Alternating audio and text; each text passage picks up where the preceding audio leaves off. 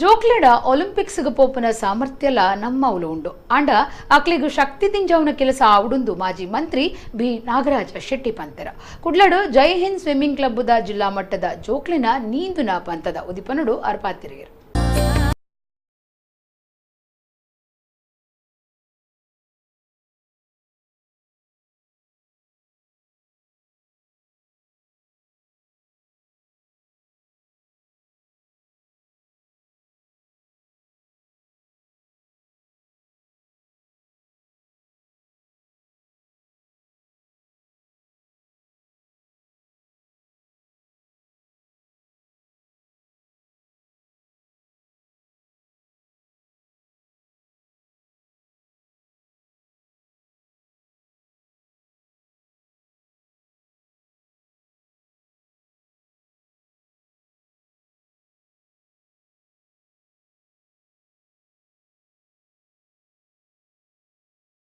ಪಾತಿರ್ದು ನಮ್ಮ ಜೋಕ್ಲೆಡ ಒಲಿಂಪಿಕ್ಸ್ ಪೋಪನ ಸಾಮರ್ಥ್ಯ ಉಂಡು ಅಂಡ ಅಕ್ಲಿಗೆ ಉಮ್ಮೀದು ಕೊರ್ಪನ ಶಕ್ತಿ ದಿಂಜಾವನ ಅಗತ್ಯ ಉಂಡು ಎಂದು ಪಂಡಿರ.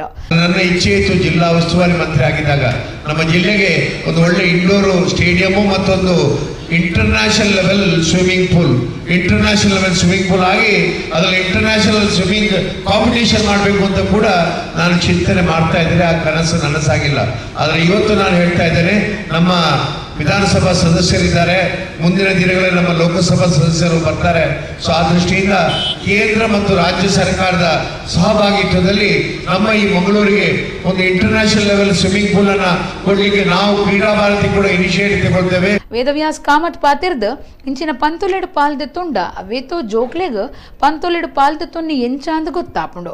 ಜೈ ಹಿಂದ್ ಆಬಗಿಟ್ಟು ತೆರಿಪಾಂಡು ಏಕಲವ್ಯ ಪ್ರಶಸ್ತಿ ಪಡೆಪುನಂಚಿನ ಬಿರ್ಸೆರ್ ಈ ಗೊಬ್ಬುಡ್ದು ಮೂಡ್ದು ಬರಡಂದು ಎಡ್ಡೆಪ್ಪು ಬೈಕಿಯರ ಅನಿಕೇತ್ ಡಿಸೋಜ ಅಂತ ಹೇಳುವಂತ ಕ್ರೀಡಾಪಟು ಏಕಲವ್ಯ ಸ್ಪರ್ಧೆಯ ವಿಜೇತರಾಗಿ ಹೊರಹೊಮ್ಮಿದ್ದು ಇದೇ ಒಂದು ಸ್ವಿಮ್ಮಿಂಗ್ ಕ್ಲಬ್ನ ವತಿಯಿಂದ ಅಂತ ಹೇಳುವಂಥದ್ದು ಅವರು ಹೇಳಿದರು. ಹಾಗಾಗಿ ನಾನು ಕೂಡ ವಿಶೇಷವಾಗಿ ಆ ಒಂದು ಕ್ಲಬ್ಬಿಗೆ ಮತ್ತು ಜಿಲ್ಲಾ ಅಸೋಸಿಯೇಷನ್ಗೆ ಮತ್ತು ಇಲ್ಲಿ ಸೇರಿದಂಥ ಎಲ್ಲ ಕ್ರೀಡಾಪಟುಗಳಿಗೆ ಆ ಒಂದು ವಿಶೇಷವಾದ ಶಕ್ತಿಯನ್ನು ಭಗವಂತ ಕೊಡಲಿ.